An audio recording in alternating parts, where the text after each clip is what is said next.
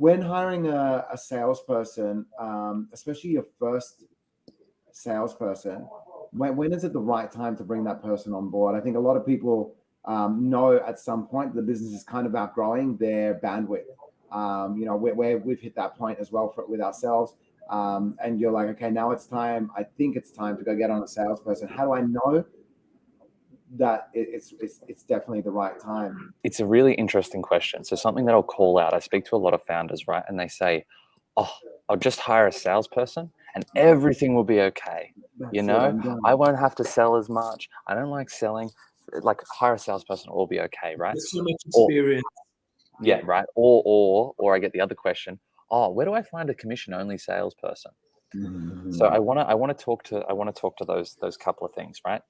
The right time to hire a salesperson is when you've got to a point of sales hire readiness. Now, there's a free scorecard out there, and maybe we can share a link to it afterwards. It's on the Justified Talent group website. There are specialist sales recruiters in first sales hires, and they've got a 4-minute scorecard test, which is a really good structured way of getting a 1 to 100 score within 4 areas to see how sales hire ready you are. I often work with my clients to almost do that, to give them numbers around this sales black box of how sales hire ready someone is, right? The first of them is around affordability. So the affordability piece, have 3 to 4 months of salary in the bank and ready to go, right? Because the reality is you need that time to actually give the salesperson the chance to find their feet and get in their flow and work it out, right? That 3 or 4 months, it will cost you money if you want someone good. If you want to hire commission-only salespeople, be ready to have a process and hire 20 people and keep one of them, right? Because the reality is, if you're decent at B2B sales, you can go out to the market and get $100,000 a year salary, 180 on target earnings, 200, on target earnings. Obviously that ranges. You've got people coming through the growth who are a little bit cheaper than that and things, and they might work out a little bit more expensive than that as well. But the reality is there are big base salaries because salespeople can make a lot of money that are good. And if you're hiring commission-only salespeople, normally they're very early in their career, and it sucks so much time. There are certain industries and certain circumstances it can work for, but I'd really suggest not having that as your primary mindset, because there is big base salaries for people who can sell out there in the market. So that's the affordability piece. You've then got the marketability, which is how well you understand your market, right? Do you actually have the ideal customer persona? Do you actually understand, what motivates them to buy, what your unique selling point is, how you're solving problems in a way that is different, and how you compare to the market? You need to have a level of insights around that. If you just throw a sales rep in without enough insights around that, they're going to say stupid things, right? And they're not going to make sales.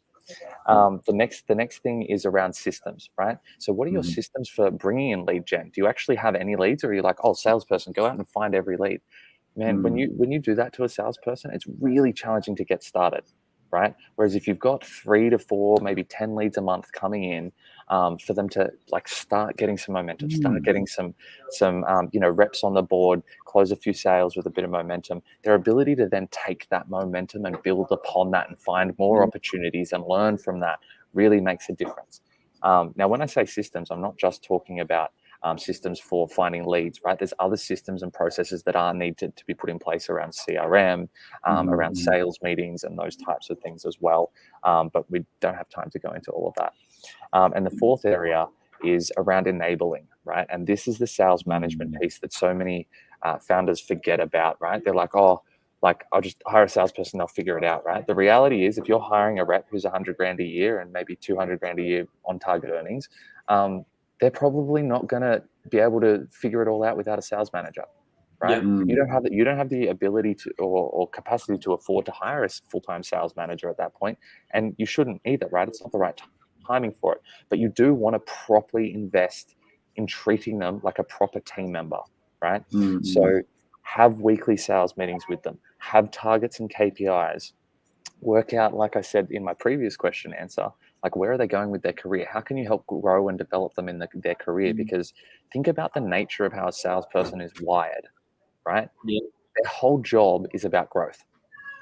I'm guessing they're probably going to want to have some personal/career growth in their job role, right? If you're just like, sit here and sell for me and figure it all out, and like maybe at some point we'll kind of go somewhere, right? Versus like, oh, where are you going in your career? Oh, you want to be a sales manager? Oh, okay, right. So what can we do to support you with that? Okay, well, right. It's just a totally different setup if you approach it in that way. So that's really important to have that enabling piece and figure out if you want to be a sales manager. Sometimes when I'm working with clients, I'll go in there because they don't want to be the sales manager, or the founder wants to be sales managed, right? Because they're like, yeah, I'm the founder, but they can then report into me, have that sales management experience, and either choose to then be a rep and a founder, or to be a rep who gets developed into a sales manager, after actually having some lived experience and had that accountability and the structure and the quarter plans and the targets and the commissions. And like, how do you put all that stuff together? Like, that's a whole area. Like, how much do you pay a salesperson? How much do you expect them to make?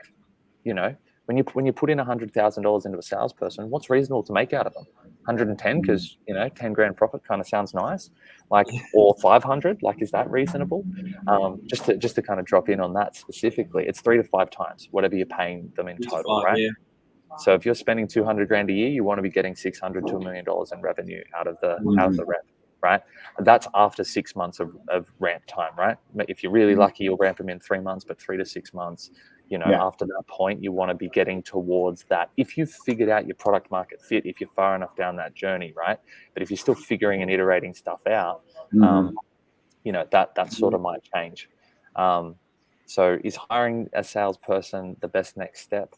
If you've got those things in place, yes. How much of those things in place really is a little bit of an intuitive thing. That's certainly something I can help out with. But I guess on a free resource side of things, go do the Justified Talent Sales Hire Readiness Scorecard test. And I also have a link on my website where I've recorded an hour webinar where I specifically talk through in more detail each of those 4 areas and what you can do to evolve your sales hire readiness and actually make revenue out of becoming more sales hire ready.